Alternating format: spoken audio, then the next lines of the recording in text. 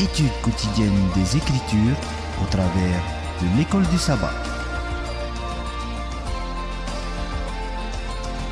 Tua tapapar a pipiria ite momhana toa naruto ite hapi a tapati.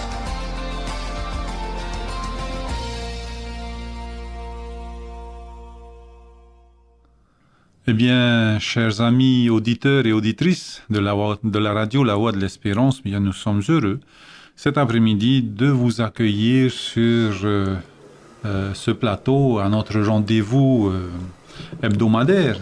Donc, je suis exceptionnellement aujourd'hui avec un pasteur, donc pasteur Tamanoui. Bonjour, pasteur. Bonjour, Georges. Bonjour tout le monde. Voilà, donc exceptionnellement, nous sommes deux aujourd'hui et nous souhaitons que notre deuxième acolyte, donc la personne de pasteur Wilfried, se porte bien. En tous les cas, son épouse se porte mieux.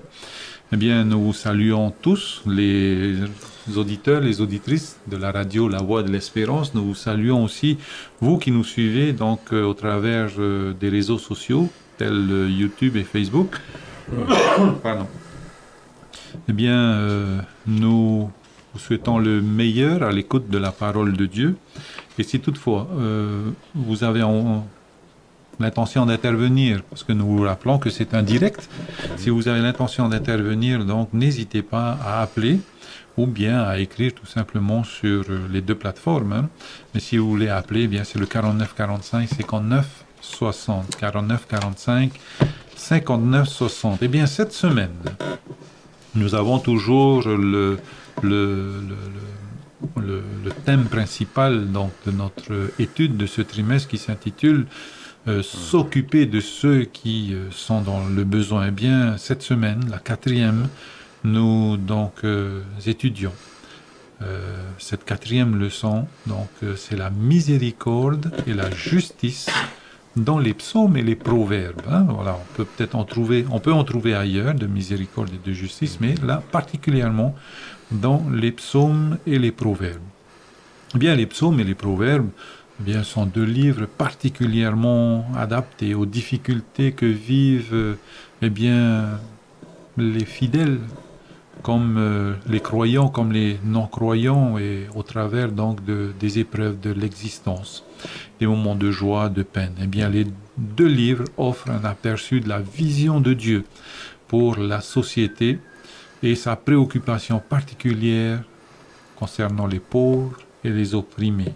Leur cri, eh bien, dans les psaumes et dans les proverbes, monte vers Dieu donc.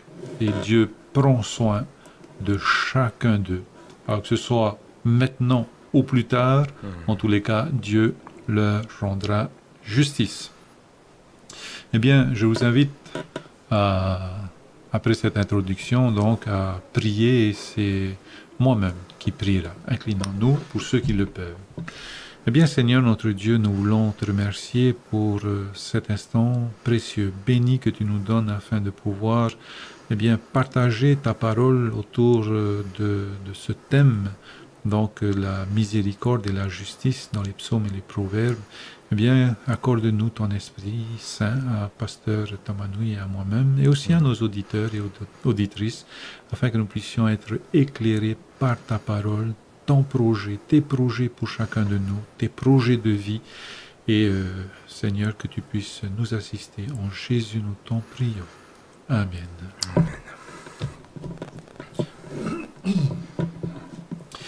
Eh bien voilà, Pasteur Tamanoui, hein, oui. Miséricorde et justice dans les psaumes. Eh bien, le texte de base qui nous est proposé aujourd'hui se trouve dans le psaume 82, versets 3 et 4. Alors, psaume 82, versets 3 et 4, faites droit aux faibles et à l'orphelin. Rendez justice aux malheureux et à l'indigent. Libérez le faible et le pauvre. Arrachez-les à la main des méchants. Voilà donc notre texte de base et notre thème de cette semaine, Pasteur Tamanoui. Oui. Que dire donc de ce titre, hein, donc Miséricorde et justice dans les psaumes et les proverbes, et de ce texte de base hein, qui nous a été donc préparé pour nous pour cette semaine. Ok, donc tout d'abord j'aimerais quand même faire un récapitulatif Oui, hein, de sûr. toutes les leçons que nous avons vues. Nous sommes arrivés à notre 4e leçon. Et ce qui est remarquable quand même de voir, c'est que chaque leçon démontre, on va dire, un caractère propre à Dieu. C'est-à-dire, la première leçon, nous avons vu Dieu étant créateur. Oui. La deuxième leçon, nous avons vu Dieu étant législateur, celui qui met les lois, celui qui met en place un système voilà, de solidarité. Et la troisième leçon, nous avons vu Dieu étant un libérateur, un Dieu qui met en place le sabbat, bien sûr, qui permet de donner un repos, permet de donner une certaine liberté dans le plan physique, physiologique de ses créatures. Et la quatrième leçon, là, on nous voit Dieu étant un juge. Et lorsqu'on parle de justice, bien sûr, la justice, on ne le voit pas vraiment, on le voit, on a plutôt cette image de le voir au tribunal. Dans des affaires, on va dire, où il y a de l'inégalité. Donc, cette école du sabbat de cette semaine, nous allons plutôt voir Dieu étant juge. Et Dieu étant, on va dire, ayant un regard particulier sur ceux qui vivent, on va dire, dans le besoin, dans ceux qui ont été, on va dire, dans l'oppression. Et là, comme on voit, bien sûr, faibles, orphelins, malheureux et pauvres. Là, on voit vraiment une particularité de Dieu envers ces types de personnes-là, qui se trouvent dans des situations, on va dire, extrêmes, nécessiteuses. Oui, voilà, tout à fait. Voilà. Ok. Donc, par rapport, merci pasteur pour ce rappel, hein, ce récapitulatif donc de nos 3 leçons précédentes, et donc on va voir donc Dieu à l'œuvre dans nos vies, que nous soyons opprimés ou oppresseurs. Eh bien, quelle est l'attitude de Dieu à notre égard?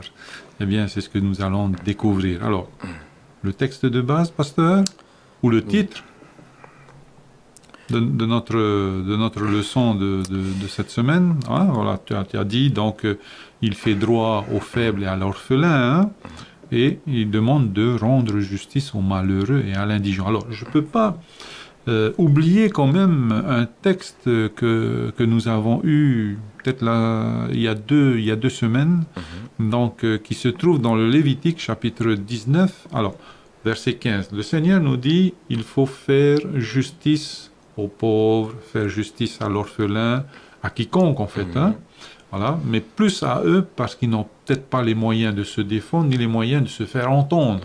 Ok. Mais le Lévitique chapitre 19 verset 15 nous rappelle « Tu ne commettras point d'iniquité dans tes jugements, quels qu'ils soient. » Donc, que ce soit à la maison, que ce soit au tribunal, partout, que ce soit à l'église, dans nos communautés, au travail, point d'iniquité dans tes jugements. Tu n'auras point égard à la personne du pauvre. Pas de quartier, même s'il est pauvre. Il faut rendre la justice, hein? Et tu ne favoriseras point la personne du grand, que ce soit le pauvre ou le grand, mais tu jugeras ton prochain selon la justice. Ça peut être terrible. Hein?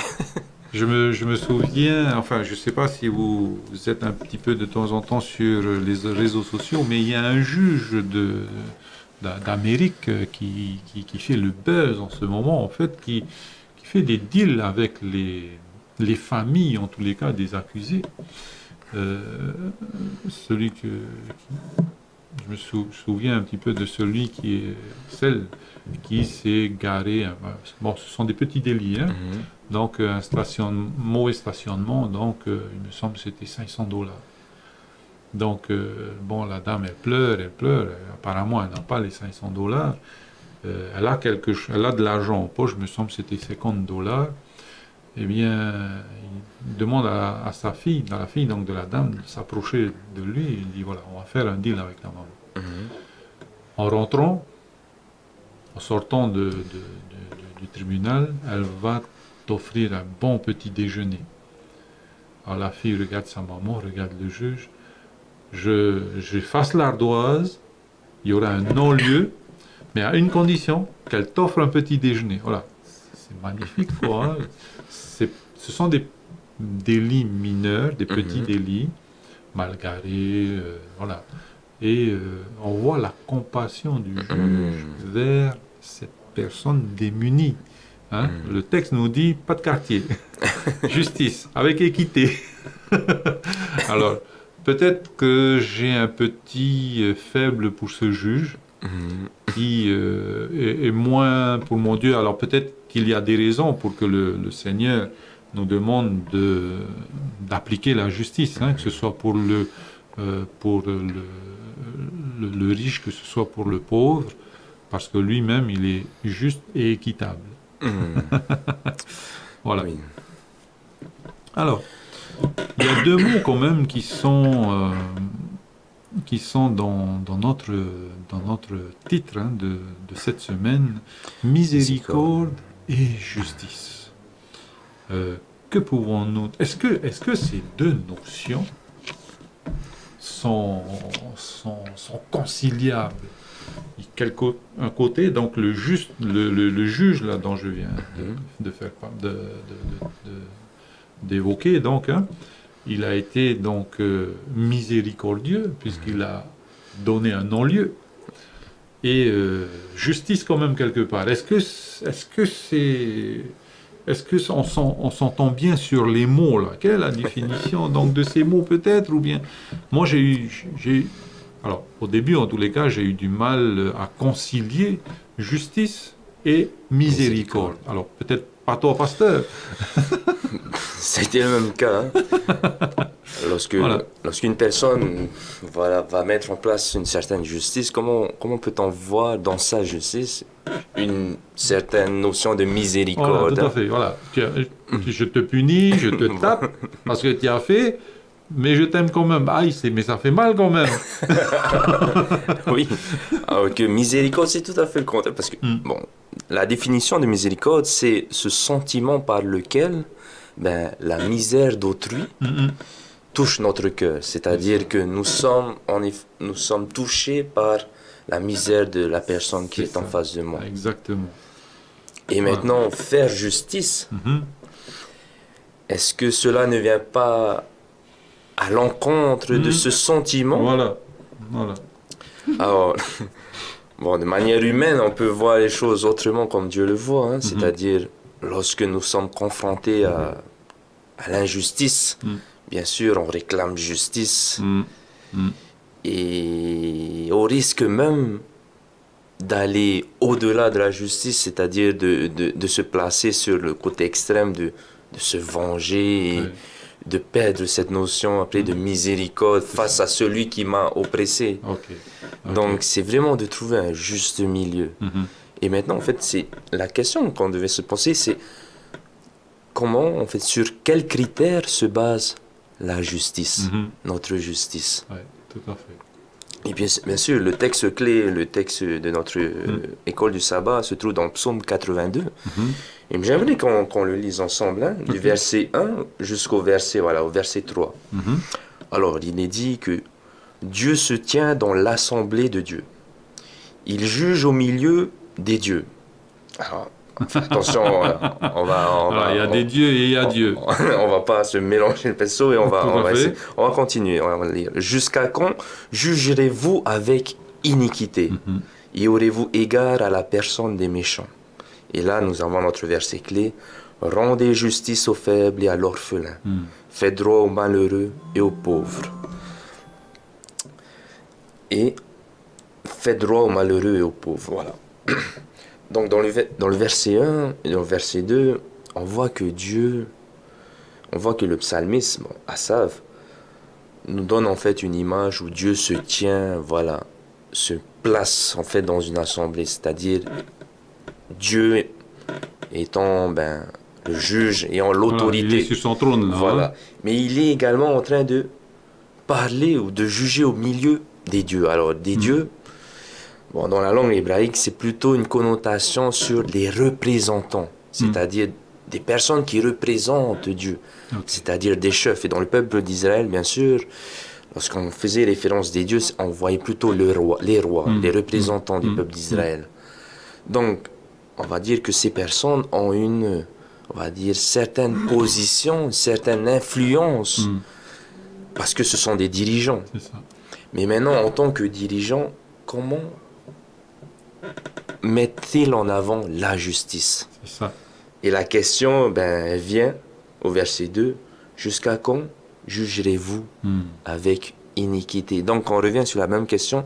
Sur quels critères basons-nous la justice pour pouvoir concilier la justice et la miséricorde? Voilà, tout à fait. Ok. Alors, pasteur, j'ai trouvé donc... alors, tu parles, donner donc une définition de la miséricorde, hein, comme celui qui compatit, qui sympathise avec, qui compatit avec. Donc, c'est celui qui a le cœur donc sensible, hein, à la misère, à la souffrance de qui que ce soit, quelle que soit l'âme qui est devant nous. Hein. Eh bien, une autre définition que j'ai trouvée aussi de la miséricorde, eh bien, c'est la bonté par laquelle Dieu pardonne aux hommes. Voilà une autre définition de la miséricorde. Donc, à notre niveau, on voit là, on est sensible ou pas à la souffrance et à la détresse d'autrui, mais au niveau de Dieu, donc, c'est cette bonté, hein, qui le pousse donc à pardonner aux hommes. Hein. Alors, c'est sa nature. Alors, j'ai vu quand même quelque chose qui m'a fait du bien cette semaine. Alors, dans la pensée hébraïque, miséricorde et justice sont inséparables. Alors que nous, on aurait peut-être tendance à séparer la miséricorde et la justice. Encore faut-il comprendre ce que cela signifie, ce que signifie la justice dans la Bible. Alors, justice, donc, c'est tzedek. C'est la qualité de celui qui est juste, qui est conforme, en accord, en harmonie avec une norme. Eh bien, c'est-à-dire ce que Dieu considère comme très bon. Donc, tov. OK? Quand Dieu dit que tout ce qu'il a fait au 6e jour, il considère tout ce qu'il a fait et il dit tout est tov, tout est bon. Très bon. Voilà. Eh bien, voici un petit peu une nota bene, donc dans ce que j'ai lu cette semaine. Dit voilà, nous sommes dans la culture gréco-romaine, hein, et la justice, donc par rapport à la justice, est représentée par une femme aux yeux bandés, dont la main tient une balance. Voilà. Qui que ce soit devant nous, on ne fait pas cas. Il y a une institution qui tranche. OK? Il y a des lois, il y a des lois, il y a des règlements. Voilà, il y a des lois, il y a des règlements. Tu as commis une faute, tu dois être puni. Ça, c'est la pensée gréco-latine. Et c'était aussi, je vous assure, ma pensée, je suis dedans. OK? Eh bien, dans la pensée hébraïque, la justice est plutôt comparée à un homme fort qui offre son bras vaillant au plus faible pour le secourir, le relever et le rétablir. Alors, la grande différence entre ce que je pense, ok, j'ai fait une bêtise, j'ai commis une bêtise, eh bien, la justice va être rendue, eh bien, il y aura une sentence qui va tomber. Hein.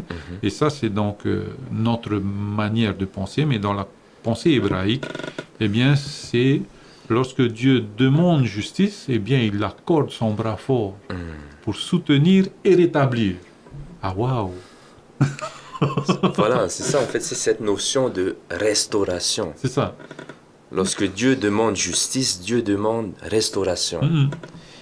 Et cela ne peut pas se faire par les personnes qui sont opprimées, mais par les personnes qui sont, voilà, qui ont cette position de dirigeant.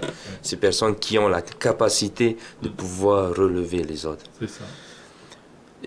Alors la question que je me pose, est-ce que c'est notre façon de faire dans nos familles, dans nos communautés, et est-ce que c'est ce qu'on voit aussi dans les tribunaux de la place? Et parce qu'en fait, c'est facile de dire que il faut soutenir ces personnes qui ont fait du mal. Hein? Mais à un moment donné, à tout moment d'ailleurs, l'opprimé, il réclame justice. C'est vrai. Pas plus tard qu'hier, j'ai eu un partage avec une personne qui m'avait partagé sur sa situation familiale. C'est-à-dire qu'elle avait grandi tout en étant rejetée par sa maman. Ah, ça, c'est difficile. C'est difficile. Et là, elle a atteint l'âge adulte, mais elle a toujours ces petits pincements au cœur. Mais elle se dit en elle-même que c'est ma mère. Je l'aime. Je l'aime, je sais qu'elle a fait du tort, elle m'a fait du tort dû à son enfance, de l'avoir rejetée, même de ne plus avoir été en contact avec elle. Et maintenant, cette personne se dit, est-ce que c'est juste de l'accepter Oui. et de mettre de côté ce que j'ai subi avant? Alors, c'est des, dilemme, hein? voilà, c'est des situations quand même très concrètes. Hein? Et je pense que beaucoup de personnes ont sûrement traversé des situations pareilles. Hein? De se dire, j'ai subi quand même une injustice. Et maintenant, avec quoi que j'ai pu faire, ça n'a jamais été reconnu, Voilà. ça n'a jamais été apprécié, ça n'a jamais été... Voilà. Et maintenant, au travers de la Bible, la justice est vue autrement, c'est-à-dire que, et par rapport à mon injustice, comment concilier cela, comment réparer cela? Est-ce que mon oppresseur est épargné par rapport à son injustice face à moi? Donc c'est vraiment des situations quand même très délicates à comment répondre, comment Dieu peut répondre à cela également.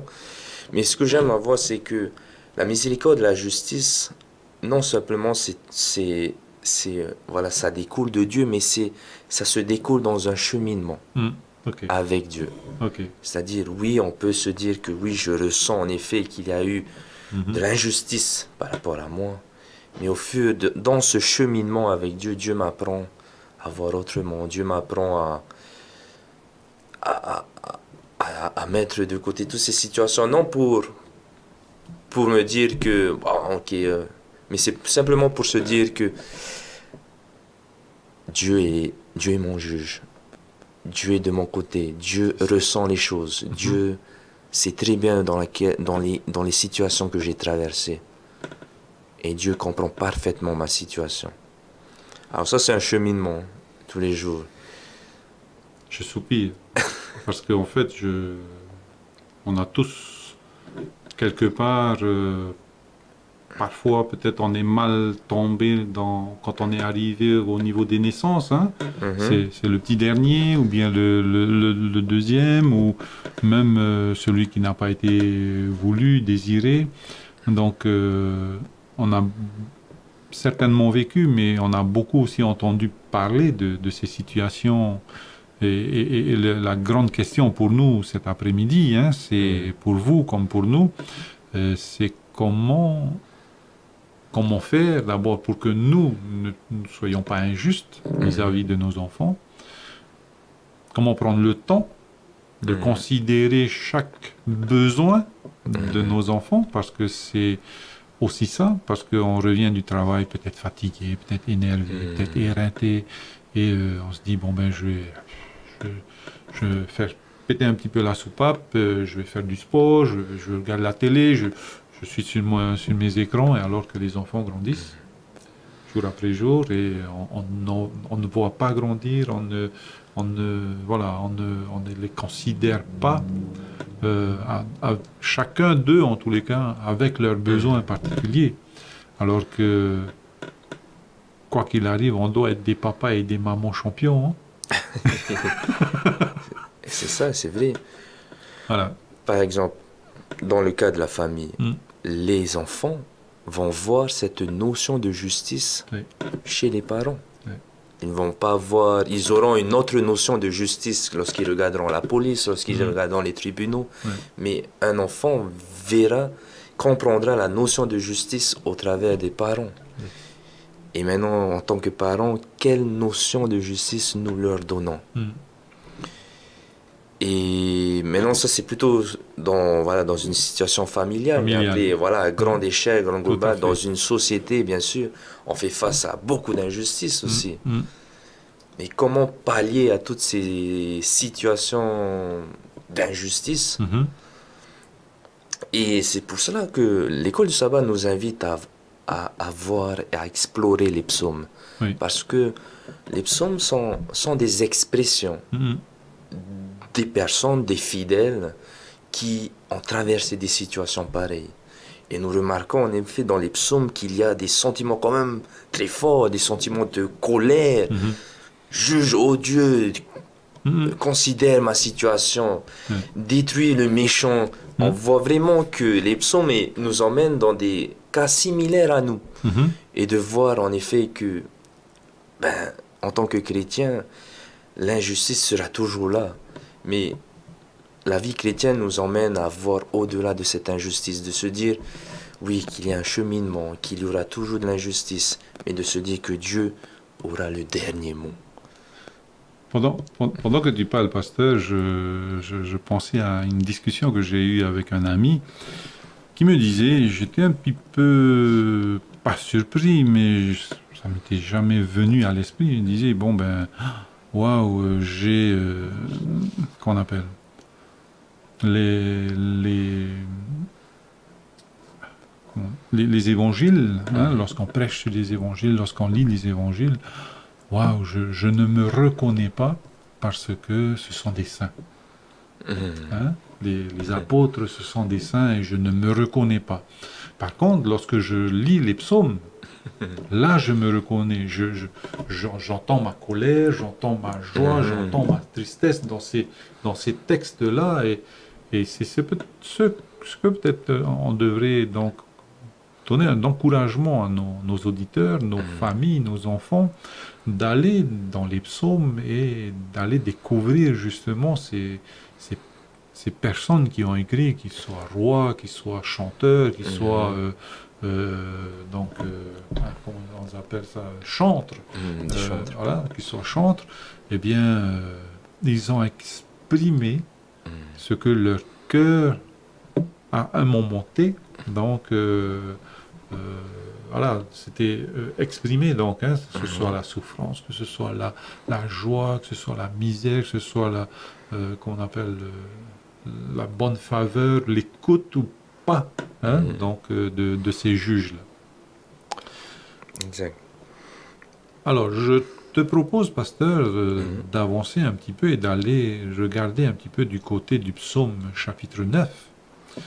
Donc, ce beau chant d'espoir pour les opprimés. Hein. Donc, si aujourd'hui, à ce moment-ci, vous vous sentez opprimé par des personnes donc, qui vous oppriment, eh bien, plongez vos regards dans ce psaume 9, versets 7 à 9. Je pense que nous avons un appel et nous allons donc prendre cet appel. Allô, Yorana? Yorana, les serviteurs de Dieu. Yorana. Et l'histoire que vous avez raconté avant, pour les opprimés, hein? Oui. Mais j'ai bien devant les yeux, c'est le truc du 3e trimestre, mais en vous écoutant, ça m'a donné pour me plonger dans Matthieu, que Jésus racontait l'histoire du roi. Oui. Le royaume des cieux est semblable à un roi qui voulait faire rendre compte à ses serviteurs. Et comme ces serviteurs-là, il valait 10 000 talents. Ok. Et après, il dit encore, il fut vendu, sa femme et ses enfants, et tout ce qu'il avait, et sa dette fut acquittée. Et après, ses serviteurs, il se jetait à terre, il se prosternait devant lui, et il disait, Seigneur, aie pitié envers moi, et je te paierai tout. Et le roi, ému de compassion, le maître, il dit à ses serviteurs de le laisser aller et remit toute sa dette. Tout tout à fait. Mais après, il a là, aussitôt, Quand il est sorti, il avait fait son compagnon, après il s'est jeté, c'est lui, c'est là que j'ai... Ah, en plus, là... voilà, il a étranglé. Il a été gracié. Voilà, tout à fait.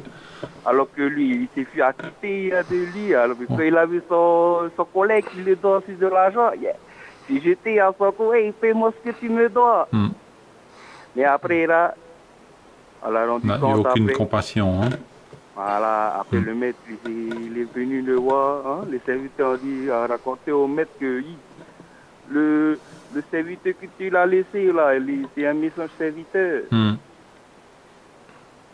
Exactement. Voilà, et qu'on voit que ce que tu fais à l'autre, on va te faire aussi la même chose. Oui, hein? oui. Donc il faut agir avec justice et équité. Hein. Voilà. On a eu compassion de nous, Dieu a eu compassion de nous, hein, en nous effaçant notre ardoise. Hein. À nous aussi de même de faire de notre frère qui nous doit. Hein? C'est ça. C'est ça. Et le texte donc que tu viens de rappeler donc à chacun de nous se trouve dans Matthieu 18, hein, versets 23 à 32. C'est bien ça? Voilà. Oui.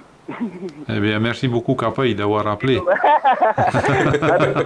Allez. Ok. Allez, au revoir. Okay. Donc, eh bien, chers amis, merci pour vos appels, hein, pour vos voilà, ces expériences de personnes donc qui ont complètement oublié la miséricorde dont ils ont été bénéficiaires. Exact. Et les voilà donc maintenant face à la même situation, c'était même pas la même situation. Des personnes qui nous ont fait du tort et c'était tellement infime et qu'on veut, comme tu dis, aller jusqu'à la vengeance. Et ça c'est pas ce qui est demandé en tous les cas de nous. En tous les cas, voilà, nous allons revenir maintenant à notre texte donc que je te proposais, pasteur. Hein. Psaume 9. Hein? Voilà. Donc,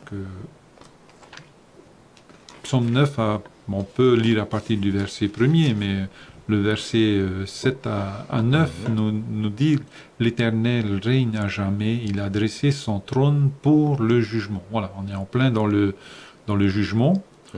Psaume 9, verset 7. Et il juge le monde avec justice, il juge les peuples avec droiture. L'Éternel est un refuge pour les opprimés, un refuge au temps de la détresse.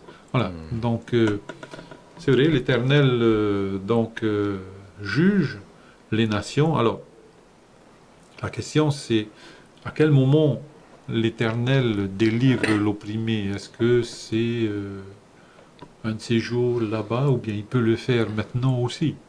Oui, exact. Alors, pour le roi David, hein, bien sûr, lorsqu'il partageait ce psaume, même dans la plupart des psaumes qu'il a écrits de sa plume, oui, il avait toujours fait référence à certaines situations marquantes. Hein, tout au long, par exemple, cet événement où il a pris la fuite devant le roi Saül, hein, où il a voulu se cacher par-ci, par-là, et il a trouvé une grotte et il s'est caché. Mais dans cette situation, j'appellerais d'injustice, il a également pu savoir se connecter intimement avec ce Dieu qui, qui, on le voit dans le psaume, le considère comme le Dieu de refuge. L'Éternel est un refuge pour l'opprimé. Et donc, tout au long de cette fuite, est-ce que Dieu a répondu comme ça directement lors de ses prières? Non, mais Dieu a quand même permis de cheminer avec lui. Oui, voilà. En fait, c'est toujours dans ce cadre de cheminement. C'est-à-dire, oui, il a eu des situations d'injustice, mais cette situation d'injustice, c'est comme si ça a été un tremplin. Quelque chose de négatif nous permet, voilà, d'être un tremplin pour voir avoir quelque chose de positif. Donc, la chose positive en elle-même, c'était cette connexion intime avec Dieu. J'aime beaucoup ce que tu dis, hein, cette connexion intime avec Dieu, parce que lorsque Saül est dans la grotte, à un moment donné, il aurait pu, c'était une occasion rêvée, de faire la volonté de Dieu. La volonté de Dieu, c'est qu'il monte sur le trône.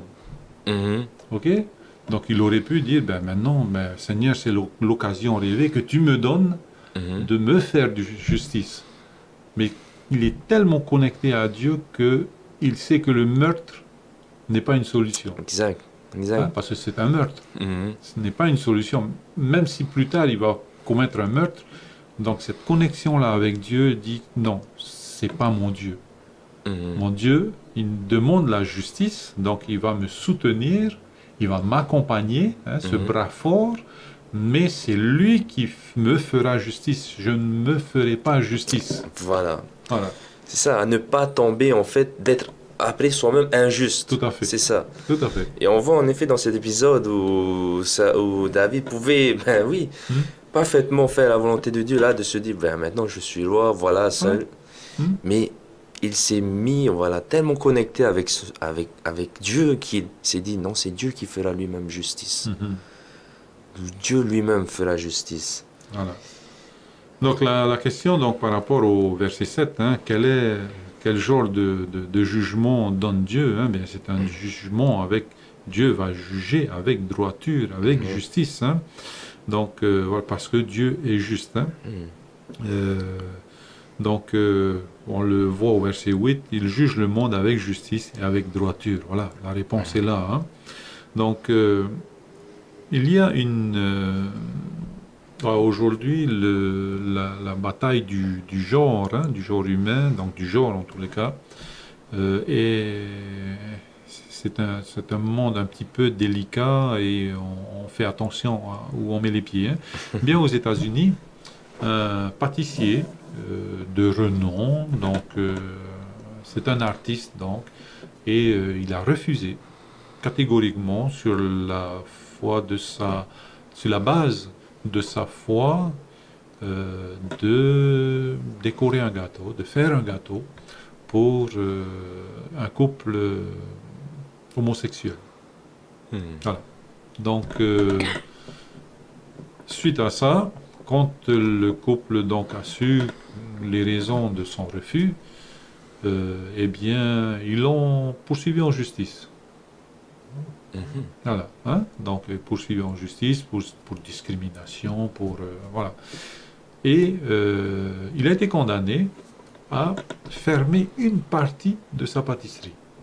Qu'est-ce qu'il y avait dans cette partie de la pâtisserie? Je ne sais pas trop. Alors, qu'est-ce qui était opprimé? Le couple homosexuel se sentait opprimé. Ok? Mais opprimés qu'ils étaient, en passant chez le juge, eh bien, ils sont devenus oppresseurs parce qu'il y a eu un jugement et il y a eu une sentence donc, par rapport au pâtissier qui maintenant est opprimé. Et je pense frustré du fait qu'il ne peut pas revenir donc, dans cette partie de son exploitation, donc de sa pâtisserie. Donc, que ferait David à sa place à ce juge, ou bien que ferait David à la place donc de ce ou bien que ferions-nous à la place de... Parce qu'en fait, la notion de justice vient aussi titiller notre morale. C'est ça. Voilà, ma morale, ma conscience me dit que c'est pas bon, bien donc c'est pas juste. Ok, donc je ne le ferai pas. Donc lui, c'est sa conscience qui est venue donc le titiller. Un autre chrétien aurait une autre attitude, mais celui-là, on parle bien de celui-là, je ne parle pas de moi ou d'une autre personne, celui-là donc, sa conscience lui a dit, eh bien non, je ne peux pas faire. Je ne cautionne pas, je ne cautionne que les mariages hétérosexuels. Donc tous les autres mariages, je ne cautionne pas, donc je ne peux pas faire du business dessus. Donc il avait des valeurs hautes, de hautes valeurs, et maintenant, donc, que ferions-nous, chers amis? Et cette question-là, je n'attends pas de réponse, c'est chacun qui répondra donc pour les uns et pour les autres. Voilà. Nous allons avancer un petit peu. Donc, verset 9, eh bien, l'Éternel est un refuge pour l'opprimé, un refuge au temps de la détresse. Est-ce que nous sommes déjà passés par des moments de détresse, par les moments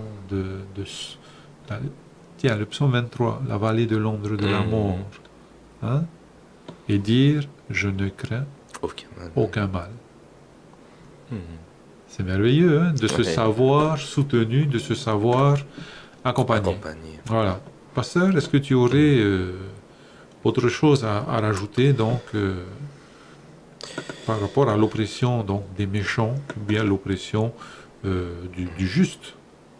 En tous les cas, une oppression est toujours quelque chose de révoltante.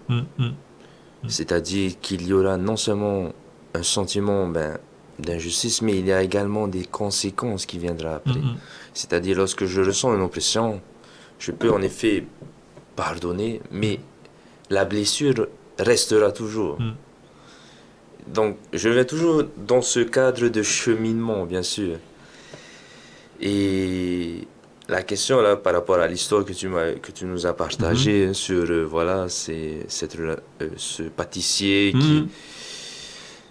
qui prend une décision, voilà, il refuse, il peut pas, et voilà. Eh bien, individuellement, nous serons tous confrontés un jour ou l'autre. Tous les jours, voilà. Face à ces genres de situations. Mais maintenant, la grande question, c'est sur quels critères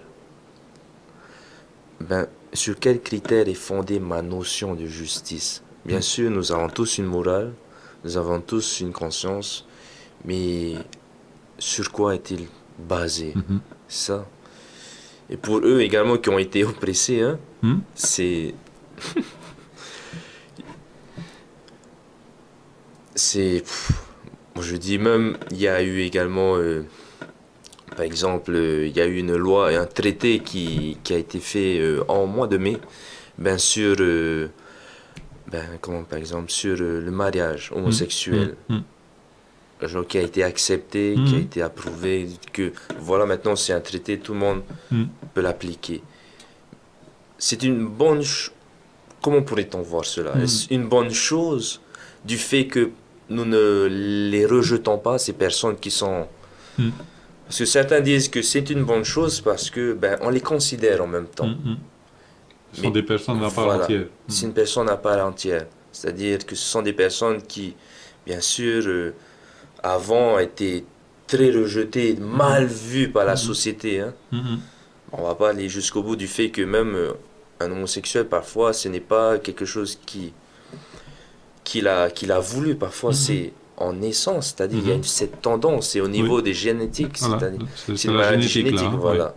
C'est une tendance qui est venue, et le fait de voir ces personnes, tout de suite on les rejette, tout de suite ils sont opprimés, comme on dit, mais cette loi a été mise pour, voilà, les considérer, les amener à les intégrer dans la société.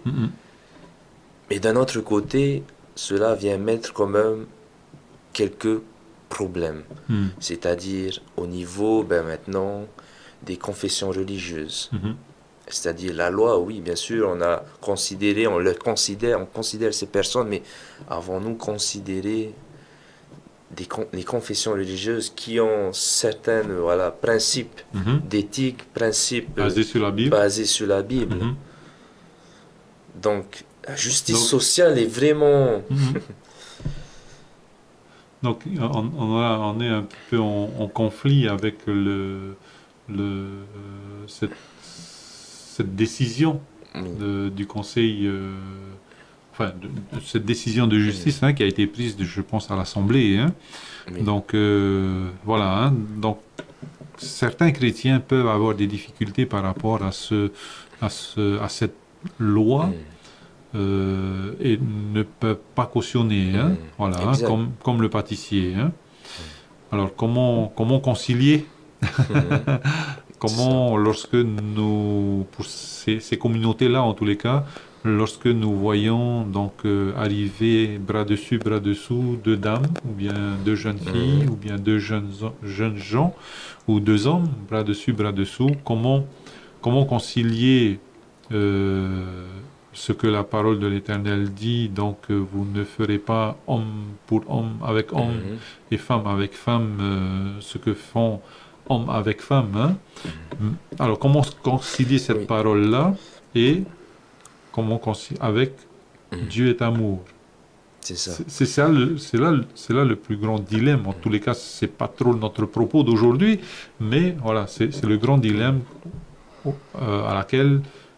auquel peut être confronté un chrétien. Exact. Voilà. Alors, pour terminer, peut-être, j'aimerais cette partie-là du psaume.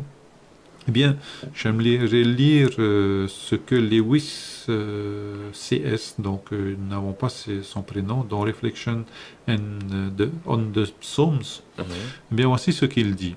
Des milliers de gens ont été dépouillés de tout ce qu'ils possèdent et qui ont le droit totalement de leur côté. Voilà, ils ont été dépouillés et le droit est de leur côté. Bien seront enfin entendus, bien sûr, ils n'ont pas peur du jugement. Ils savent que leur cas serait incontestable si seulement on pouvait les entendre. Quand Dieu viendra pour juger, ils seront enfin entendus. Voilà, donc oui, si on a été victime d'injustice, par exemple, si on a été spolié, si on a été... peu importe l'injustice, donc si nous avons été victimes d'injustice, la justice en tous les cas sera rendue. Si ça n'est pas rendu par l'homme, elle sera rendue par Dieu lui-même. Exact. Voilà. Et j'aime une déclaration de l'ONU, l'Organisation des Nations Unies. Il dit ceci: mettre fin à la pauvreté n'est pas une question de charité, mais de justice. C'est terrible.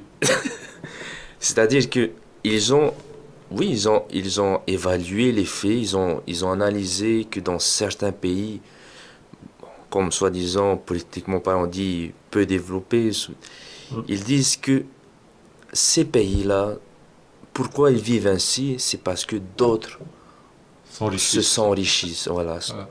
Puis les ressources chez eux, la main-d'œuvre et tout cela. Donc, les minerais, le pétrole et tout.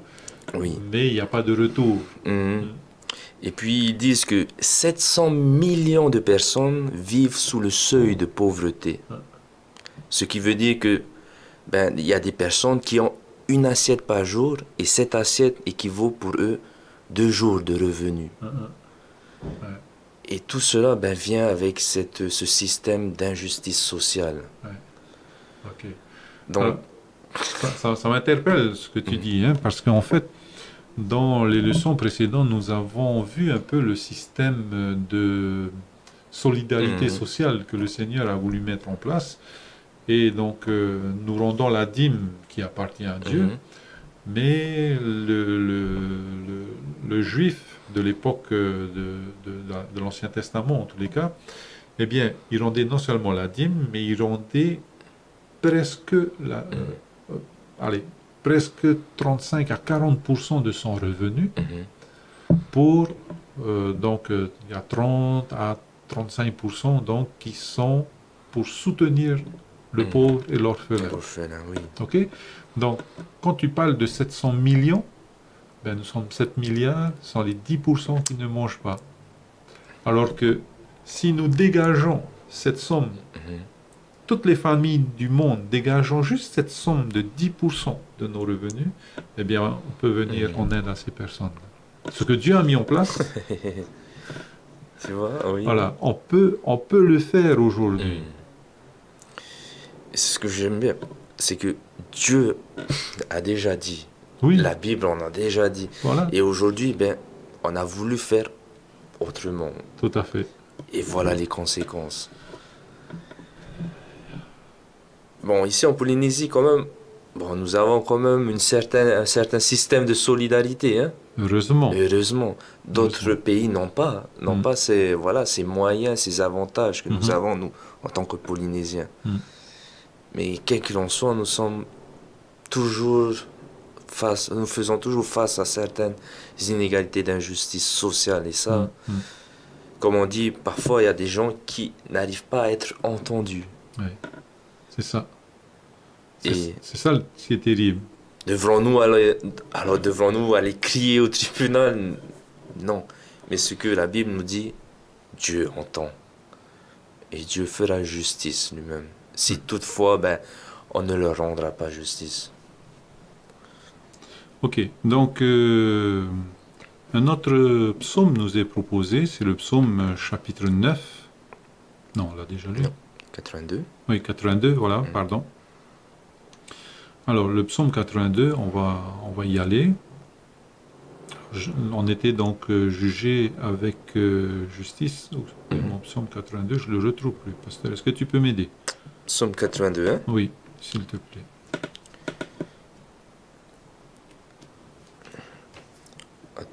Excusez-moi. Hein? Voilà, verset 1 à 8. Voilà. Pardon.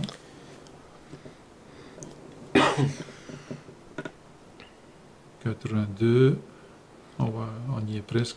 Voilà, verset 1 à 8. Je vais le lire, ce psaume-là. Hein. Psaume d'Asaph. Dieu se tient dans l'assemblée de Dieu et il juge au milieu des dieux. Voilà, ce que tu disais tout à l'heure. Hein. Jusqu'à quand jugerez-vous avec iniquité et auriez-vous égard à la personne des méchants? Rendez justice aux faibles et à l'orphelin, faites droit aux malheureux et aux pauvres. Sauvez le misérable et l'indigent, délivrez-le de la main des méchants. Ils n'ont ni savoir ni intelligence, ils marchent dans les ténèbres. Tous les fondements de la terre sont ébranlés. J'avais dit, vous êtes des dieux, vous êtes tous des fils du Très-Haut. Cependant, alors des dieux ont des minuscules. Hein. Cependant, vous mourrez comme des hommes, vous tomberez comme un prince quelconque. Lève-toi, ô Dieu, juge la terre, car toutes les nations t'appartiennent. Donc voilà encore cette justice et cette injustice qui est criée hein, haut et fort. Hein. Alors, hormis cette détresse-là, j'aimerais faire une petite parenthèse et c'est le verset 5, je pense. Ils n'ont ni savoir ni intelligence, ils marchent dans les ténèbres. Alors, tous les fondements, là, verset 5b, tous les fondements de la terre sont ébranlés. Alors, dans ce texte-là, je peux voir le désastre écologique dans lequel nous assistons. Hein. Les fondements de la terre sont ébranlés. Avec l'injustice humaine, eh bien, on voit bien que ces pays pauvres, allez, on va dire pauvres, hein, donc sont méprisés, les droits de l'homme ne sont pas, et des citoyens ne sont pas appliqués, il y a des enfants qui travaillent, et encore plus, et de plus en plus, et encore plus d'heures, et 7 jours sur 7. Donc, cette injustice sociale et mondiale a conduit les hommes à devenir gourmands, à vouloir toujours s'enrichir et s'enrichir plus sur le dos des autres, à tel point que cette injustice ébranle la terre, la pollue. C'est cette cupidité. On sait qu'il faut arrêter les gaz à effet de serre. On sait qu'il faut arrêter les rejets plastiques. On sait qu'il faut arrêter, en tous les cas, réduire la consommation de la viande. C'est pas la consommation de la viande qui va contre la terre, mais c'est la nourriture, en tous les cas, qu'on apporte. On apporte plus de nourriture à ces animaux-là qu'aux hommes. Voilà, jusqu'où la cupidité de l'homme est allée. Quoi qu'il arrive, il faut que je fasse du bénéfice. Et cette cupidité a poussé donc à ce désastre écologique et environnemental. C'est pas sans conséquence. Exact. Voilà. Ce qu'on voit, c'est vrai, hein, c'est que l'injustice humaine a un impact fort sur l'environnement. C'est ça. Sur la nature en elle-même. Voilà. Pas seulement sur mon voisin, sur ma famille, hein, mais sur l'environnement. C'est terrible. Et on est en train donc de polluer cette terre à un point que bientôt le non-retour, en tous les cas, d'après certains scientifiques, si ce n'est pas déjà atteint, le point de non-retour. Puis même, il y a un verset qui se trouve dans l'Apocalypse, je ne me rappelle même plus la référence, où il dit « La terre crie ». Voilà, tout à fait. Les douleurs de l'enfantement. Les douleurs de l'enfantement. Voilà, c'est... Quelque chose, bon, symboliquement, oui, on comprend, mais d'une autre manière, on pourrait comprendre en effet que la terre est arrivée à un moment, voilà, un summum de douleur. Alors, que dire des leaders? Notre roi David a été un leader, hein? Donc, comment il l'a fait pour appliquer la justice? Est-ce qu'il a été dépassé parfois ou est-ce qu'il a... Alors, nous avons notre roi David, mais nous avons aussi notre roi Salomon. Hein, le jugement de Salomon, tout le monde en a entendu parler. Hein? Donc, comment Salomon a jugé avec sagesse son peuple, parce qu'il a choisi Dieu en premier. Hein? Donc, il n'a pas demandé les richesses, il a demandé la sagesse. Pour pouvoir guider son peuple. Exact. Et parce qu'il a demandé la sagesse, Dieu lui a donné en plus la domination et la richesse. Mais ce qui est quand même intéressant, c'est qu'à la base, le peuple d'Israël, lorsqu'il est arrivé au pays promis, au pays de Canaan, était un peuple, on va dire, régi par la théocratie, c'est-à-dire Dieu étant le chef du peuple. Et voilà qu'à un moment donné, le peuple a crié, on aimerait avoir un roi. Comme les autres. Comme les autres. Et là, la monocratie est venue. D'où est venue également notion d'oppression, d'injustice. Alors qu'à la base, non. À la base, Dieu voulait être le chef lui-même, en fait, du peuple d'Israël. À ce moment, et il pourvoyait aux besoins des uns et des autres. Pourvoyait, il régissait tout, les lois, les systèmes de solidarité. Mais voilà, le peuple a crié, non, nous aimerions avoir un chef tout comme les autres. Et de là, les conséquences d'opprimés, d'oppresseurs, d'injustice est venue. J'essaie de m'imaginer, pasteur, hein, excuse-moi, est-ce que si un jour, par exemple, les Juifs se levaient, ils disaient, voilà, nous ne sommes plus dirigés ni par un président, ni par un roi, ni par... C'est Dieu qui nous dirige, et toutes les décisions que nous allons prendre, c'est Dieu lui-même qui nous les donne, ces décisions-là. Hein. Alors que ce soit les Juifs, ou que ce soit Israël, ou bien un autre peuple, hein. Comment les autres nations verraient...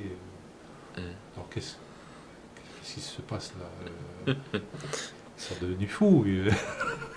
Hein? Parce qu'en fait, est-ce que c'était pas ce sentiment qu'ils avaient? Attends, c'est Dieu, c'est qui ce Dieu-là? Hein?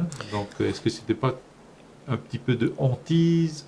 Dire, waouh, je vais faire maintenant, voilà, quelqu'un à qui on peut se mettre face à face, avec lequel on peut se mettre face à face, alors que Dieu, Dieu, pas, c'est par Moïse, c'est par les prophètes, hein? Voilà. Pardon, j'ai fait une parenthèse. Non, mais c'est bien, parce qu'à la base, Dieu voulait un peuple pour le représenter. C'est ça. Et Dieu voulait rester, bien sûr, le chef, le pourvoyeur de ce peuple, qui aurait bien sûr des représentants, les prophètes, Moïse. Mais quel qu'il en soit, c'est Dieu qui reste, qui chapeaute tout, on va dire cela. Et puis, le peuple serait une source de bénédiction pour les pays voisinants. Donc, au travers de leur comportement, au travers de leur système de solidarité, les autres peuples voisinants diraient, pourquoi le peuple d'Israël est toujours en bonne santé? Comment se fait-il qu'il n'y a pas de pauvres? Il n'y a pas de pauvres. Donc, c'était des moyens que Dieu voulait mettre en place dans son peuple afin d'attirer d'autres peuples à se joindre à eux. À faire pareil. Voilà, à faire pareil. Mais malheureusement, c'est le peuple qui a voulu se joindre aux autres. Voilà, tout à fait. Et aujourd'hui, on remarque qu'en effet, les plans de Dieu étaient parfaits. C'était pas du fait, Dieu a voulu faire comme ci parce qu'il a voulu. Non, on voyait que Dieu voulait faire cela pour le bien-être de l'humain. Pour le bien-être, même si l'humain est tombé dans le péché, même si l'humain a voulu se séparer de lui. Voilà, et que son peuple puisse être une bénédiction pour les autres. Hein? Voilà, être une bénédiction pour les autres.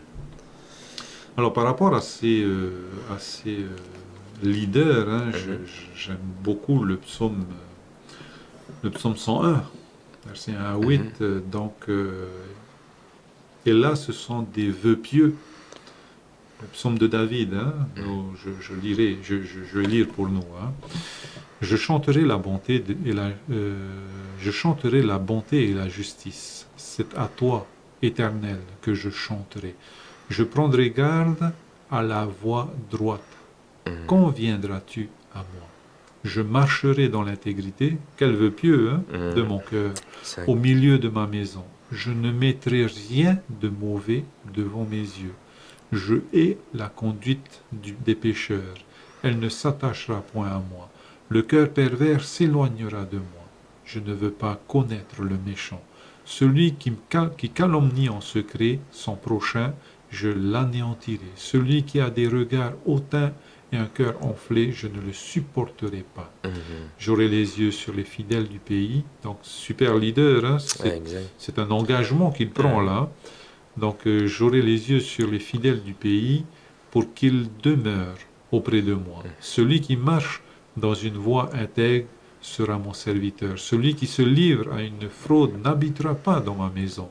Celui qui dit des mensonges ne subsistera pas en ma présence. Chaque matin, j'anéantirai tous les méchants du pays, afin d'exterminer de la ville de l'Éternel tous ceux qui commettent l'iniquité. Donc, je ne mettrai rien de mauvais devant mes yeux. Aujourd'hui, avec ça, en 2 clics, on a tout le bon comme tout le mauvais. Et c'était fort comme ce que David était en train de partager dans ce psaume. Hein. David prenait conscience qu'être dirigeant, avoir une position d'influence, avait une très grande responsabilité. Voilà. Et il se référait surtout à ses expériences passées.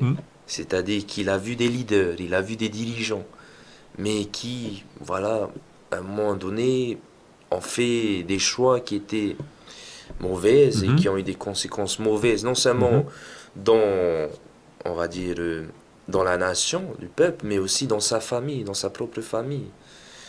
Et lui, donc, en prenant conscience de tout cela, dans le psaume 101, et voilà, et mes vœux. Les vœux d'un dirigeant, d'un nouveau dirigeant. Voilà, donc, entre les vœux donc, de ce dirigeant-là et la faisabilité, comment David a pu peut-être... est-ce qu'on a une idée de ce qu'il a dû mettre en place pour n'avoir rien de mauvais devant ses yeux, par exemple? Qu'est-ce qu'il a mis en place pour pouvoir éradiquer tous ceux qui commettent l'iniquité? Qu'est-ce qu'il a dû mettre en place pour que le cœur pervers s'éloigne de lui, hein, pour ne pas connaître le méchant? Qu'est-ce qu'il a dû mettre en place? Parce que il est roi et il est juge aussi en même temps, ou comment il... Alors c'est vrai, dans le peuple d'Israël, lorsque tu es roi, tu es juge également. C'est le jugement de Salomon, voilà. Par exemple. Hein, voilà. Comme Salomon, Salomon étant roi, mais également étant juge. Ouais. Donc celui qui met en avant la justice, celui qui met en avant, bien sûr, l'autorité hein, dans le peuple. Et pour eux, surtout pour David, il y a un psaume 119. Un psaume que la plupart peut-être d'entre nous connaissent. C'est un long psaume, mais magnifique. Oui. Où il disait, psaume 119, verset 105. Wow. Allons-y.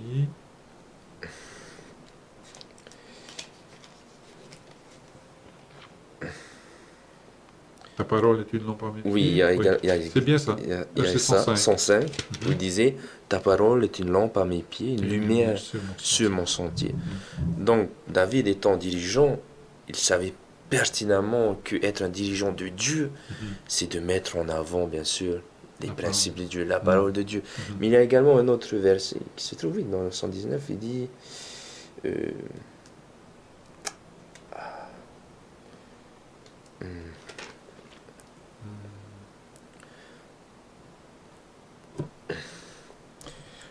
Bon, il y a également dans le verset 15, il dit « Je médite tes ordonnances.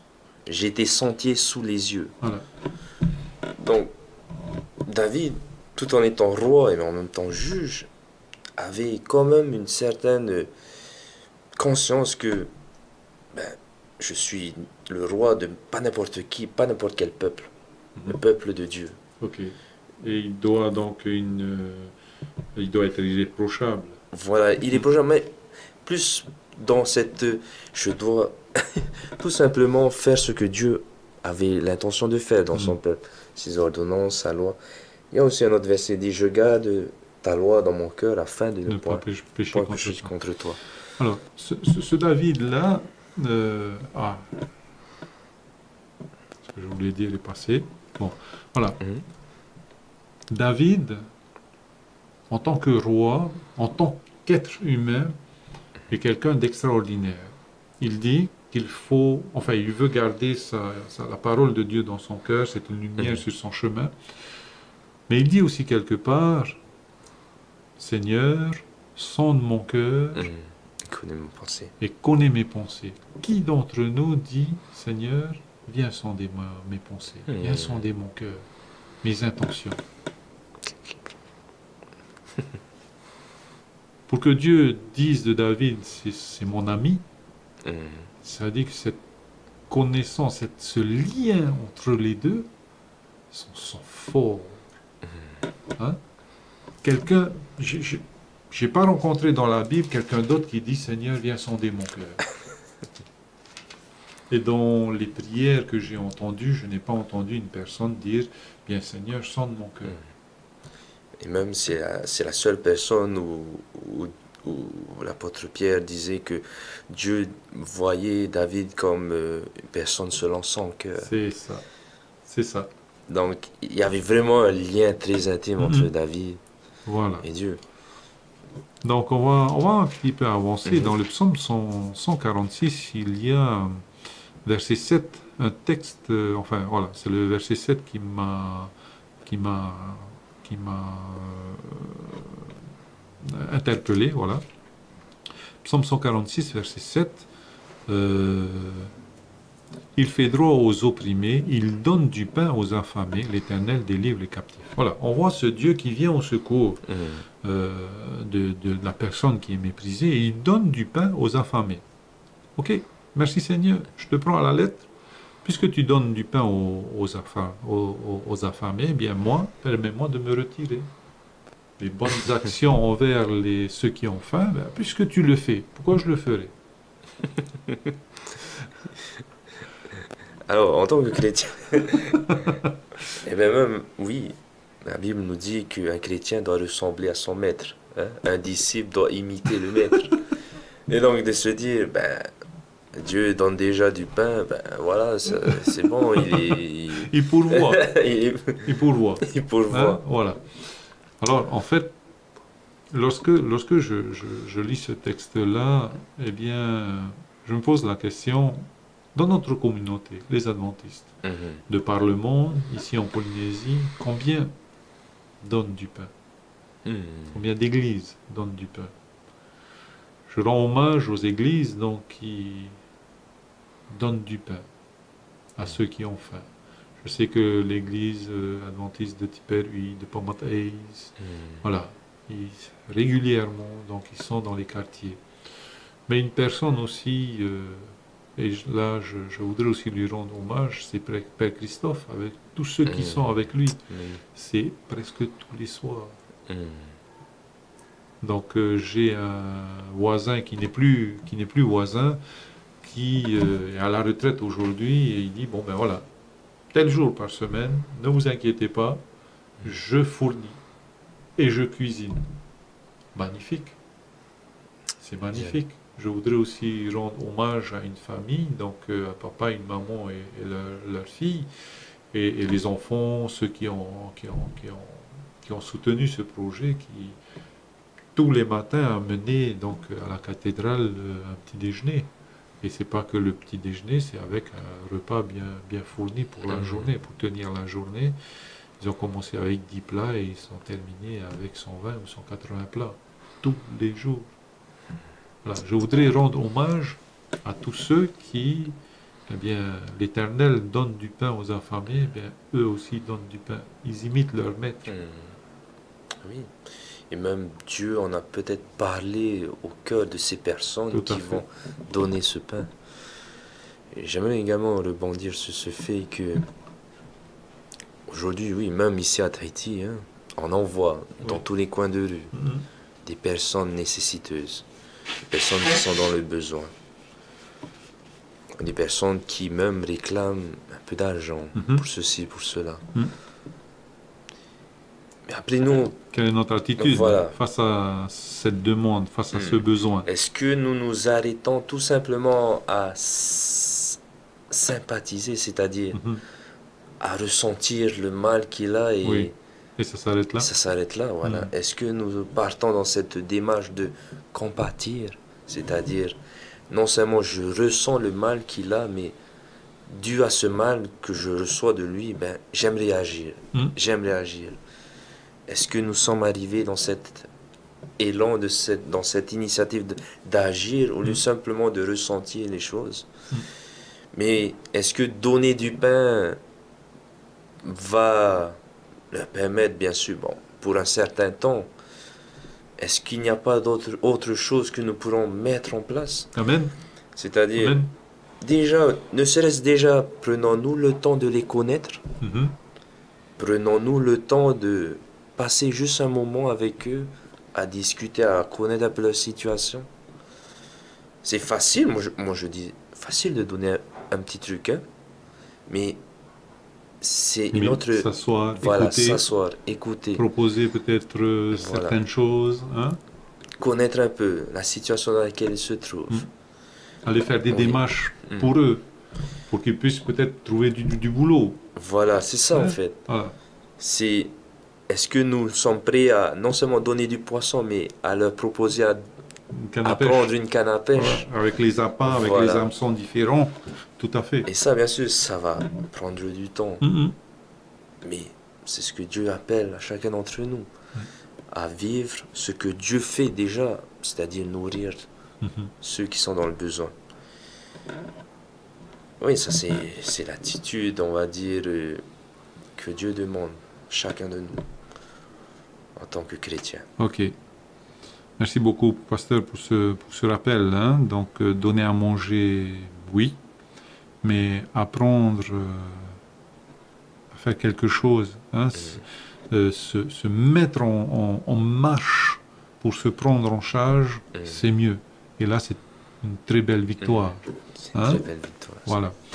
Je lisais cette semaine que dans les pays où l'assistanat, c'était en Amérique, je pense, à une certaine époque en tous les cas, il y avait donc cette protection généralisée, et ceux qui n'avaient pas de travail avaient une allocation, oui, ils avaient une allocation. Et lorsque le président a annoncé que cette allocation-là n'allait plus être illimitée mais réduite à un quota défini pour l'année, eh bien, les mamans qui ne travaillaient pas parce qu'il y avait cette allocation, qui se disaient que ça suffit pour vivre décemment, eh bien, on commençait à trouver un boulot. Même s'il n'y avait pas de diplôme, mais il y avait un boulot qui leur permettait de vivre décemment. Hein, ce qui a plongé les familles dans la misère en Amérique, en tous les cas dans certaines régions. C'est pas le manque forcément de travail, mais c'est le surendettement.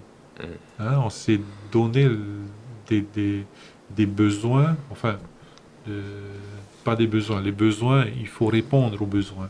Mais le surplus, donc, ce sont les désirs. Et donc, on veut partir en vacances, on veut avoir des jeux, on veut avoir des ordinateurs comme... hein, voilà. Donc, on a voulu vite évoluer et on ne s'est pas aperçu du surendettement qu'on avait. Et donc, ça a plongé des familles dans des difficultés atroces. Il y a eu des divorces, il y a eu voilà, plein de choses. Mais voilà, lorsque les familles se prennent en charge, lorsqu'il y a un travail décent, lorsqu'il y a une activité, en tous les cas, qui rapporte de l'argent à la maison, aussi bien pour madame que pour monsieur, eh bien, quand on commence à se prendre en charge, eh bien, c'est déjà gagné. Et c'est ça que nous pouvons apporter sans émettre de jugement. Et c'est ça peut-être la difficulté. Hein, va travailler. Exact. Hein, non, c'est s'asseoir, les connaître, et avancer avec eux. Oui. Et ça, c'est le plus long, c'est le plus difficile. Et voilà, nous avons au niveau de notre famille tendu la main à beaucoup de personnes. Eh bien, il y a des personnes qui ont su se relever et il y a des personnes qui ont continué de tendre la main. Voilà, hein, donc cet accompagnement est important pour que, à leur tour, ils puissent tendre aussi la main. Faire de même. Voilà. Ce qui est merveilleux, c'est le résultat. Oui.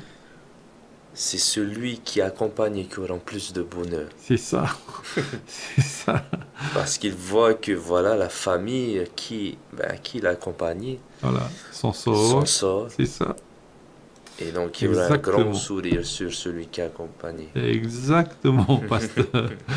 Voilà, donc je pense qu'on a beaucoup parlé des psaumes. Nous allons parler un petit peu aussi des proverbes. Hein? Oui. Donc qui demandent qu'on soit miséricordieux aussi envers les nécessiteux. Hein? Donc cette miséricorde et cette justice. Eh bien, peut-être un petit résumé dans Proverbe 10, verset 4, peut-être. Ne soyez pas négligents afin de ne pas vous appauvrir. Hein? Voilà, donc des conseils comme ça pour la vie. 13, verset 23, gérez vos actifs à bon escient, même s'ils sont peu nombreux. Voilà. Allez, 15, chapitre 15, Proverbe 15, verset 15, sois heureux avec ce que tu as. Oui. Hein? Voilà, se contenter de ce qu'on a. Bien sûr, ça nous empêche pas d'être ambitieux, d'avoir une meilleure situation, un meilleur salaire. Au contraire, il n'y a pas de souci pour cela. Mais même avec ton meilleur salaire, eh bien, contente-toi de ce que tu as avec ton meilleur salaire. Et si tu as encore une prime, ou bien une augmentation, ou bien un nouveau job avec de nouvelles responsabilités et un salaire, comme quelqu'un me disait, Georges, c'est la 3e fois en une année que je change de boulot. J'ai dit, eh bien, ce dernier boulot-là est sans commune mesure. Ben, avec ce qu'il a, il doit aussi apprendre à avoir et à gérer ce qu'il a. Il ne peut pas gérer l'argent qu'il n'a pas. Ça. Hein, il travaille avec son budget, même si son salaire est sans commune mesure. Voilà. Il ne m'a pas donné le chiffre. Voilà. Chapitre 22, versets 22 à 23. Ne volez pas les pauvres et n'affligez pas les affligés. Dieu juge sa cause. Un autre 28, verset 14, craignez Dieu, ne faites pas d'extorsion, éloignez-vous de la cupidité. Voilà, plein de conseils dans les proverbes hein, qui peuvent sauver, peut-être nous sauver de certaines situations délicates. Certaines situations même qui vont nous emmener à ruiner notre famille, à ruiner notre situation dans la société. Et ce que j'aime également, le chapitre 15, verset 16, il dit ceci: mieux vaut peu avec la crainte de l'Éternel qu'un grand trésor avec le trouble. Autrement dit, ce verset nous interpelle du fait que lorsque nous apprenons à être en connexion, on va dire, avec ce Dieu, ben, on va se dire que on ne manque de rien. On ne manque de rien. Tout ce qu'on en a, ben, on en profite largement. Je pense qu'on en a déjà en abondance avec tout ce qu'on en a. Par rapport à cette pyramide de Maslow, il faut qu'on dissocie bien les besoins fondamentaux. Exactement aussi. Lorsqu'on a des revenus qui répondent à nos besoins, eh bien, merci Seigneur.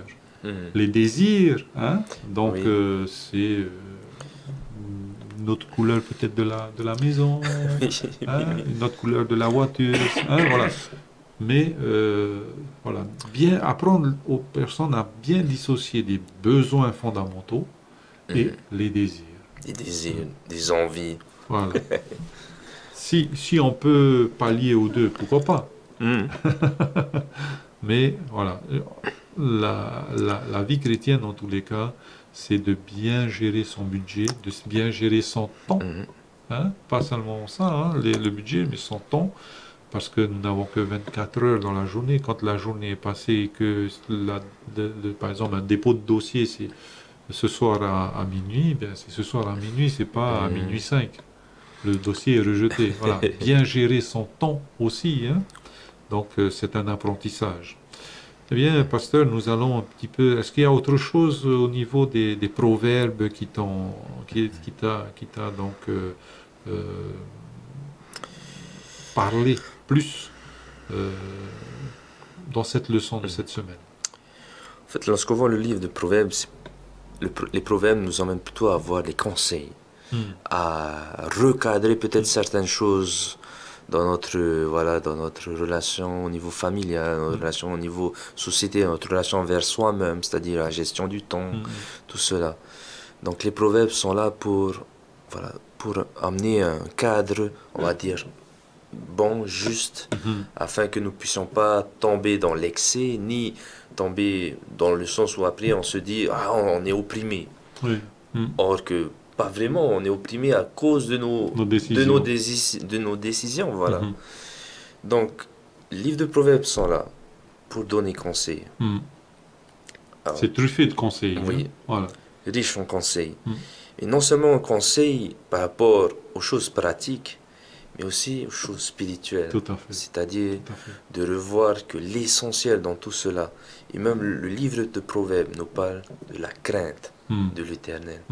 J'aimerais faire toujours avec un lien avec le psaume, le psaume 82, où dans le psaume 82, c'est plutôt un psaume qui met en garde les dirigeants. De quelle manière vous mettez en avant votre justice. Et puis à ça, va dire dans le verset 5, il dit « Ils n'ont ni savoir ni intelligence ». C'est-à-dire que ces dirigeants qui mettent en avant leur justice, on va dire, mauvaisement, ils n'ont pas de savoir ni d'intelligence. Et les proverbes, lui, il va répondre. Proverbes chapitre 15, verset 33. Proverbes chapitre 15, verset 33. Il va dire quelque chose de très remarquable concernant l'intelligence. Il va dire « La crainte de l'Éternel enseigne la sagesse, enseigne l'intelligence. » Donc, les deux, voilà, il y a un écho dans l'un et dans l'autre. Les deux se concordent. Voilà, tout à fait. Et en fait, nous, en tant que personnes, nous avons tous une position de dirigeant, que ce soit la famille, que ce soit dans la société, dans le professionnel, que ce soit ailleurs, dans un cercle d'amis. Nous avons tous une position de dirigeant, mais une position d'influence. Et même vis-à-vis des personnes qui sont dans la nécessité. Mais maintenant, c'est ça, mais de quelle manière fait mon influence? Tout à fait. Pasteur, est-ce que c'était ton mot de la fin ou est-ce que tu as un autre mot de la fin? C'était mon mot de la fin. Parce que le temps imparti qui nous a été donné donc, touche à sa fin. Oui, alors juste pour englober le tout, l'école du sabbat de ce trimestre est une école du sabbat très concrète. Voilà, c'est pratique. On est dans la pratique là. Nous emmène à agir. C'est vrai, on en apprend beaucoup de choses, mais ça ne doit pas rester simplement à la tête. Elle doit se découler dans les faits, dans les mains, dans les gestes, dans nos attitudes face à ceux qui sont dans le besoin. Et l'école du sabbat de cette semaine nous emmène particulièrement à voir que Dieu a une particularité envers les personnes qui sont dans le besoin. Donc, si nous disons que nous aimons notre Seigneur, eh bien, faisons ce qu'il fait. C'est-à-dire, prendre notre temps vers ces personnes dans le besoin. Ce que j'aime également, c'est la manière dont je traite mon prochain définit ma relation avec Dieu. Tout à fait. Donc, voilà. que Dieu nous bénisse. Ok, bien, merci pasteur. Eh bien, j'aimerais aussi rappeler que dans nos activités, que ce soit au boulot, que ce soit sur les routes, lorsque nous voyons des personnes donc en difficulté ou bien juste assises au bord de la route, nous arrêter, à nous demander du temps. On va sortir de notre confort. Je suis bien dans ma voiture, j'ai mon timing, je vais au boulot, je vais à l'église, je rentre voir ma famille. Donc, je dois sortir de mon confort pour aller vers l'autre et prendre le temps de l'accompagner. Donc, si nous ne pouvons pas le faire tous les jours, faisons-le. Nous vous invitons à le faire parce qu'en fait, c'est ce que Dieu nous demande, d'être comme Job, la main du manchot, le pied de l'estropié et l'œil de l'aveugle. Eh bien, que nous puissions, avec la grâce du Seigneur, avec son aide, eh bien, y arriver. Ceux qui le font déjà, merci pour votre dévotion, merci pour votre soutien à cette mission, hein, que Dieu... Peut-être que vous ne prêchez pas, peut-être que vous ne donnez pas d'études bibliques, mais ce que vous faites, eh bien, c'est ce que l'Éternel nous recommande de faire. Eh bien, chers amis, il ne me reste plus qu'à remercier notre pasteur Tamanoui qui a, avec moi, donc, participé à ce partage de la parole de Dieu. Merci d'avoir répondu à l'invitation. Eh bien, si vous avez des questions à nous poser, n'hésitez pas. Le téléphone, c'est le 49 45 59. Sinon, vous avez YouTube et Facebook. Vous tapez Centre Média Adventiste et vous pouvez poser vos questions. Eh bien, en attendant donc la suite la semaine prochaine, pour le moment, et pour l'heure, donc, je demanderai à notre pasteur Tamanoui de nous unir par la prière. Nous allons prier. Éternel notre Dieu, notre Père, nous venons de voir combien tu es un Dieu bon, un Dieu qui se soucie pour chacun d'entre nous, mais tout particulièrement des personnes qui sont dans le besoin, personnes qui sont dans la pauvreté, des personnes qui n'ont pas de quoi se nourrir, de quoi se vêtir. Et Seigneur, tu nous invites, au travers de cette école du sabbat, non seulement d'apprendre de ce que ta parole nous dit, mais de vivre et de le faire comme tu le fais déjà. Et Père, nous voudrions humblement que tu puisses encore une fois nous éclairer, nous illuminer au travers de ton Esprit Saint, afin que toutes ces choses que nous venons d'apprendre puissent être mises en pratique. Nous voudrions également te prier pour une bénédiction particulière en faveur de nos auditeurs et auditrices, que tu puisses encore une fois leur combler de ton amour, afin qu'ils puissent à leur tour combler les autres de ton amour. Et que tu me bénisses encore tout au long de cette journée que nous cheminons, et que nous puissions toujours avoir ce regard fixé sur toi. Et non seulement sur toi, mais également un regard fixé sur notre prochain. Que ton nom soit béni, Seigneur, et que ton nom soit élevé au plus haut des cieux, car c'est en Jésus que nous te demandons toutes ces grâces. Amen. Amen.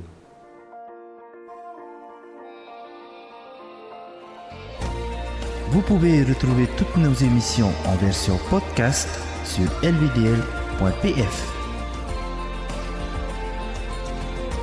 Inhinhi oto if of ahoy tatatumof hanhor in ay hoy tatatu tahwana tirara lvdl.pf.